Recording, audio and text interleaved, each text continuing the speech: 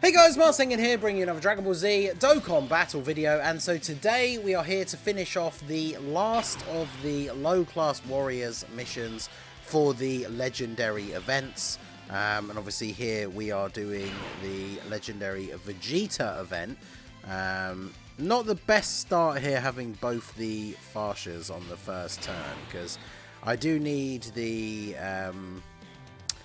physical Farsha to take a bunch of hits so she can get built up. So I'm going to deliberately not get 3 rainbow orbs with the BARDOCK friend here, because then that means I'm not going to get a guaranteed crit. He does still get effective against all types, but it means I won't get a guaranteed crit. So hopefully I don't just one-shot Vegeta, because I would like Farsha to get hit. She might just actually kill him though here, which would be very unfortunate, because we need her to get hit multiple times in her first 2 appearances so that she actually gets her full build-up, and she went ahead and killed him. So it's basically going to be impossible for her to get her full build-up now unless we get a turn like this, which would have been great, right, where there's 4 attacks in slot 1. That would have been perfect, but unfortunately not the case. So I'm going to put you in slot 1, because by getting these 4 orbs you get a ton of damage reduction. And then I guess we'll just do this. As long as you can get the 2 rainbow orbs for BARDOCK so that he gets his extra 50% attack and defense, then he should be good. Kid Goku, I think, is a really good unit to use on this team because he creates rainbow orbs. If you pick up 7 orbs, he gives the entire rotation damage reduction. He doesn't count as the Goku to trigger the BARDOCK entrance animation though. That's why we have the version Z Goku on the team. But I do think this Kid Goku is pretty good. So for those of you who've watched the previous videos, I kind of explained what I was doing with these missions. The very first one for the OG Goku event, because obviously that event is quite easy, did that with a full free-to-play team. Then for the GT version of the Legendary Goku event, we used a team that did have summonable units, but we didn't use Tech Bardock or Intora. I was using Physical Raditz as the lead. It's basically to try and like make a version of the team that, you know, you could run if you've got a few of those units, but you didn't summon on the Bardock banner. And then for the final mission for the actual Vegeta event, here we are just essentially going all out and using what is essentially like the best version of the team, right? So Farsha got 3 hits in before she's going to take out Vegeta here. The only way we can get her to get any more build up now is when we eventually get to the int phase. But to be fair, it's not like the event is particularly hard until we get closer to the end anyway, right? So it's not really the end of the world. Yeah, a lot of orbs. So we can very easily get Bardock's orbs. We're going to just grab 5 tech orbs, and then obviously with Goku we can get the 7 orbs for the damage reduction for everyone. So very, very good. And then Farsha getting the dodge obviously gives Tech Bardock the support. So a bunch of people have obviously gotten this mission done since it came out, because there is a like dev friend rainbow guest Bardock for this stage. So because I got my one to rainbow as well, it means we are running double rainbow tech Bardock. So he should be looking pretty good. In these longer form events, that is where he is essentially going to be at his weakest usually, right? Because he loses his scouter effect as you get closer to the end. But the good thing about this particular event is that when we get to the very end against the Super Saiyan Blue Evolution Vegeta, he's AGL, so Bardock has type advantage over him anyway, because against some of the tougher bosses, like Red Zone bosses, you can use Bardock's Scouter effect to essentially keep him out of the way of taking a super. Whereas obviously once we get to the last stage in this event, it doesn't really matter if he's the one that ends up eating a super.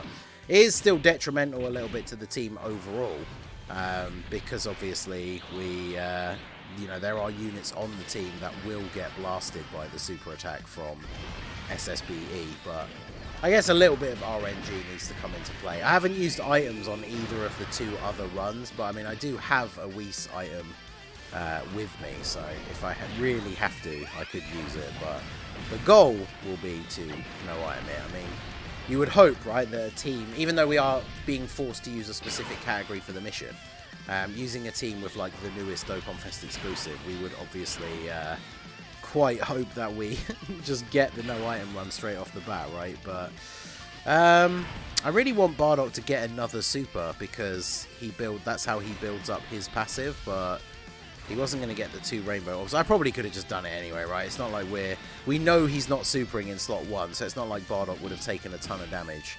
I probably actually should have just done that because Farsha's going to kill. But I guess on the flip side, the fact that it is a longer event, she didn't kill anyway. The flip side is because it's a longer event, we've got plenty of turns to get those attacks in. Because Bardock needs to super attack 3 times in order to fully build up his passive. Which I think we are now fully built up. So he's going to be putting out some decent numbers. And then the friend one, what turn is this? 7. So yeah, the friend one should have super attacked enough times by now. We're already at the int phase. That's the thing, by running this version of the team, obviously this version is very powerful, so we are flying through this stage now. So, however, we have now reached the point where the Scouter effect is not in play. So, worst case scenario, well there you go, never mind. I was going to say, worst case scenario, he supers Bardock, but on this turn, you know, Bardock post-super has pretty good defense, and we got the 7 orbs for Kid Goku.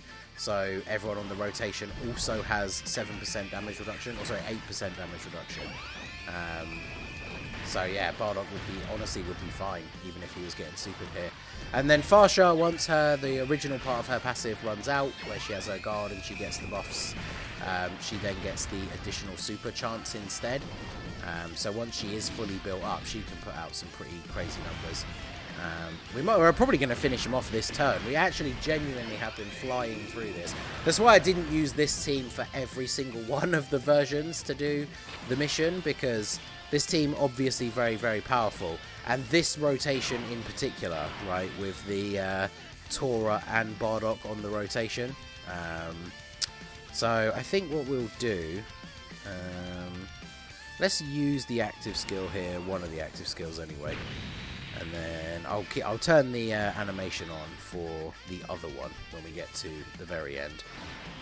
And then we'll do this. We can get our 3 rainbow orbs for you. Can't get any int orbs for Tora, unfortunately. Although, ideally I don't kill him this turn, and then I pick up a bunch of same type orbs next turn, and that'll put us right on the cusp of the Dokkan attack. And then we just go straight into the tech phase, Dokkan attack, do a ton of damage, and then GG, basically, right? So, there you go. That was the only thing I was worried about, was Farsha eating a super. 11.1 for Tech Bardock. Guaranteed crit. And then, yeah, we get the additional, even though it's only a normal, that's obviously a guaranteed crit as well. But unfortunately, Tora being 55% and type disadvantage, unless he gets the crit, which he can do because it's part of his passive, right? I was going to say, there's unfortunately very unlikely that we actually finish him off here.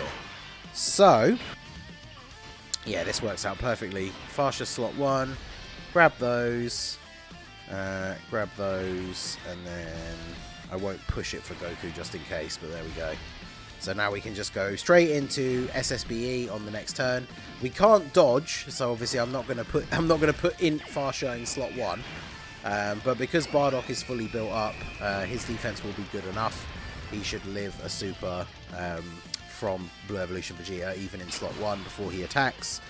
And then Kid Goku here to create the rainbow orbs means that, yeah, exactly. Even though Bardock's rainbow orb creation is no longer a factor, we can get the 3 rainbow orbs that he needs. So we'll do that. We'll do this. We'll get 7 orbs for Kid Goku. And then, boom. Alright, so, just don't get supered. We won't die, but I would still rather not. Oh, never mind. How much are we going to take from this? We will take damage, I'm pretty sure. Yeah, 156k, that's fine. I'll take that. Absolutely the reason why we don't put Farsha in slot 1, because SSBE cancels dodge. That would have been very unfortunate for her. But Bardock, 7.2 mil. Obviously on this turn, no Fierce Battle active. No support, because, you know, Farsha needs to dodge to actually give support. And then Kid Goku does not support Bardock. So, Still 11 million on the Dokkan attack. Pretty decent. Sadly, no additional. Farsha 1.9. I mean, Farsha still is a pretty good unit. Like, you see there, after her super, she tanks him for double-digit damage. Like, she can still be pretty useful, but in any of the actual difficult events, you're just completely relying on her dodge. She is literally that character that's like, if you don't get the dodge, you are in serious trouble. But I think we're basically free and clear now. Oh, yeah, with the support from Tora, it is GG. So let us go ahead and actually watch Bardock's active skill. With the amount of defense that Farsha has, even if SSBE supers in slot 1, he can't kill her. So it's going to be all over. This is the end of the line. Yeah, nice damage from that. Actually, what is Bardock's defense? If I put you in slot 1, 512. Yeah, he's not dying to SSBE super attack, so I'm just going to put him in slot 1. Screw it. Let's just let Bardock actually get the finish. Since this is the only one of the, even though it's not my one, it is the friend one, but this is the only one of the 3 stages to do the low class warriors mission where I actually bought Tech Bardock. So 8.8 mil for him, for the friend one here in slot 1. I don't know what the friend's link levels were, but there you go. I know it's not like a proper KO screen, but I do like that background with just him with like the massive like explosion thing. I think that's sick. But there you go. That is the legendary Vegeta event, beaten with a full low class warriors team. The team that I used in the previous video for the GT one, where we used double Raditz leads, I didn't mention it in that video, I think, but that team would be perfectly fine to beat this. You don't need to have Tech Bardock to beat these low-class warriors missions for any of these 3 stages, but there you go. It's kind of fun to play these events again. I haven't played them for a very long time. Hopefully we'll start to see some new longer form content coming out that's actually difficult. Obviously on JP first, most likely, because of the designs for the new STR Super 17, and even partially like the Super Saiyan 3 Goku and Super Saiyan 2 Vegeta from the anniversary. Having some longer, more difficult events where these units can get time to build up and stack and everything, I think will be pretty cool. So hopefully we'll see that in the future, but there we go. We've completed all the missions. Let me know what team build you guys use down below. I think this is something that they should do a lot more. Although I think they should space it out more to kind of get rid of that issue that Dokkan kind of has with celebrations, where they drop a whole bunch of content on the first day and then they don't add anything for a week. So if you're somebody that plays it a lot and you just do all the stuff on the first day, then you don't have anything else to do. But they quite easily could have added like the mission for the OG Goku event. They could have added that like the day after the banner came out, and then 2 days later they could have added the GT one. Then 2 days later add this Vegeta one, and then we're like 1 day away from when the EZAs come out or whatever, just so it's like spread out a little bit. But let me know what you guys think down below and what teams you used. Looking forward to the rest of the celebration and the EZAs. Let me know all your thoughts down below. So that is going to be it for the video, guys. This has been the Masked Ningen. Smash that like button, subscribe to the channel if you are new. Check out the links down below for the Discord and the merch store, and I will see you all again soon. Have a good one.